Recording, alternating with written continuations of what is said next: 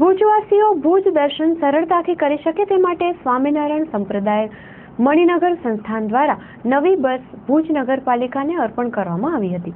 આ બસ નગરપાલિકાને અર્પણ કરવામાં આવ્યાને લગભગ 2 વર્ષ જેટલો સમયગાળો વીતી ગયો હોવા છતાં દાતા દ્વારા આપવામાં આવેલ ભુજ દર્શનની બસની સુવિધા નગરપાલિકા દ્વારા યેન કેન પ્રકારે કરવામાં આવી નથી।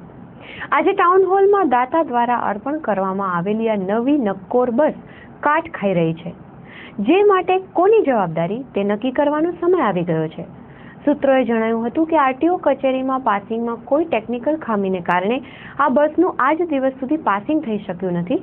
પરિણામે ભુજ નગરપાલિકા દ્વારા ભુજ દર્શનની બસ શરૂ કરવામાં આવી નથી અને બસ હાલ ટાઉન હોલમાં રાખવામાં આવી છે, જ્યાં કાટ ખાઈ રહી છે। યક્ષ સવાલ એ થાય છે કે પ્રતિષ્ઠિત સ્વામિનારાયણ સંપ્રદાય મણિનગર ગાદી દ્વારા પ્રવાસીઓની સુવિધા માટે બસ અર્પણ કરવામાં આવી છે, પરંતુ આજ દિવસ સુધી લાંબો સમયગાળો વીતી ગયો છતાં આ બસનું પાસિંગ નગરપાલિકા કરાવી ન શકે તે માટે વહીવટી તંત્રની કમજોરી છે।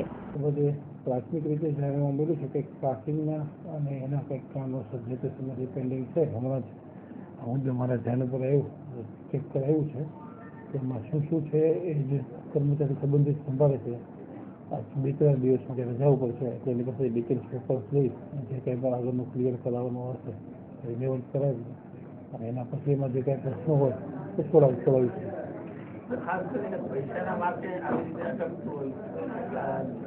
આપની વાત થોડા ઘણી એમાઉન્ટને કારણે અટકતું હોય વ્યાજબી નથી, પણ તેમ છતાં એ જ કારણ છે કે બીજા કયા કારણ છે હું રેકોર્ડ ચેક કરીને કહી શકું। તો જો નાના મોટા કે થોડી અમસ્તી રકમને કામે જશે તો તાત્કાલિક આપણે સોલ આઉટ કરી લઈએ અને એને એક્ટિવેટ કરીએ। માફી માટેની અરજી પણ કરી છે, પરંતુ આરટીઓ વિભાગ દ્વારા સામે જે છે કે અમે સરકારી વાહનોને પણ માફી નથી આપી શકતા, કારણ કે નિયમમાં કોઈ જોગવાઈ નથી। તો પછી માફીની અપેક્ષા રાખવાની કેટલા જે તે સમયની શું હકીકત છે મને જાણ તો નથી, પણ આજની તારીખે આરટીઓના જે કંઈ રૂલ્સ અને રેગ્યુલેશન હશે એ મુજબ એમની સાથે ટાઈપ કરી ફોલોઅપ કરું છું અને બને એટલી વહેલી આ સેવા શહેરીજનોને પ્રાપ્ત થાય એવા પ્રયત્ન કરીશું। ડિટેલ તો ખ્યાલ નથી, પણ અબાઉટ 3 વર્ષથી આ કંઈક ભુજ નહીં આખું વિઝિટ બધા લોકો કરી શકે, બહારથી આવતા લોકો કરી શકે એના માટે શરૂ કરવામાં આવ્યું એવું મારી ધ્યાનમાં આવેલ છે।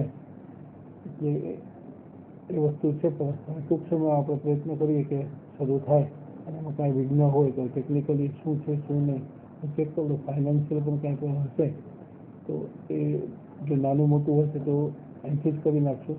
બીજી મંજૂરીની જરૂર હશે તો કન્સર્ન કમિટી કે સક્ષમ કક્ષાએ મૂકીને મંજૂરી કરશું કે આરટીઓ સાથેના રિલેવન્ટ પ્રશ્નો છે આરટીઓ સાથે ચર્ચા કરી અને એમની સાથે પણ પ્રશ્ન સોલ્વ આઉટ વેરી તકે થાય એવા પ્રયત્ન કરીશું।